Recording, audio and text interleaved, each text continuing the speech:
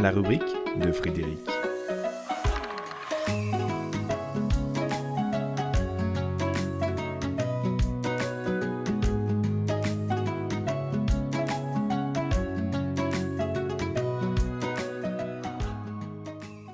Des miroirs.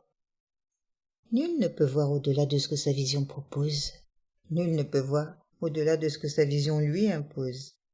Nul ne peut donc voir au-delà de ce que sa conscience dévoile, et nos projets individuels ou collectifs s'inscrivent tous dans un champ de vision qui détermine l'espace de nos compréhensions. Au-delà de tes miroirs. Mais en deçà, tu as toute l'attitude pour développer ce qui te semble essentiel. Si l'essentiel, c'est d'être le premier, t'as tout le loisir de t'y consacrer. Pas sûr que tu y parviennes, mais sûr que ça va t'occuper.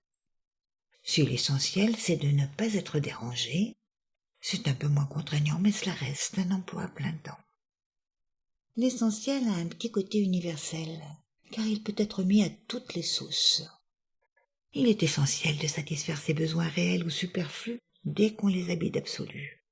Il est essentiel de combler ses désirs si on ne veut pas être en proie à la permanence du manque. Il est essentiel de savoir pour trouver des repères dans nos océans d'ignorance. Et il est essentiel de se penser immortel pour conjurer la mort ou donner un sens à la vie. Bref, il est essentiel de quelque chose. Mais dans cette kyrielle d'essentiel, où se trouve vraiment l'essentiel ? Eh bien partout. C'est là son universalité. Mais aussi quelque part, c'est là sa spécificité.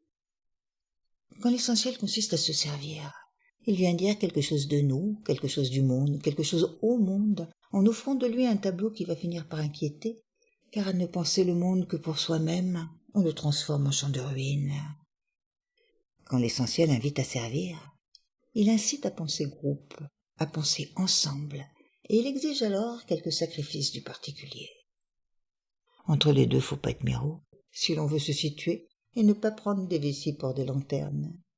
Si l'on veut accommoder au mieux sa vision et ne pas grossir le mirage de la bonne volonté qui pense travailler pour l'ensemble, alors qu'elle s'emploie à valoriser le particulier qui se met au service d'un ensemble pour justifier son être au monde.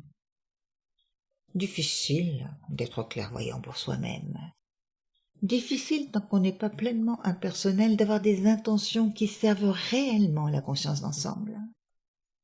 Inévitablement, nous en recueillons des bénéfices et nous agissons essentiellement au nom de ces bénéfices, fussent-ils socialement appréciés.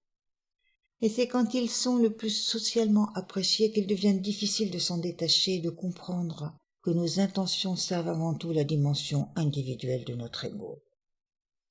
Le groupe est alors un alibi pour justifier de ne pas s'offrir à plus grand que nous. Il suffit de le savoir pour rectifier le tir, si c'est là l'essentiel. On n'est pas condamné à être miraud. Ça, c'est la bonne nouvelle du jour.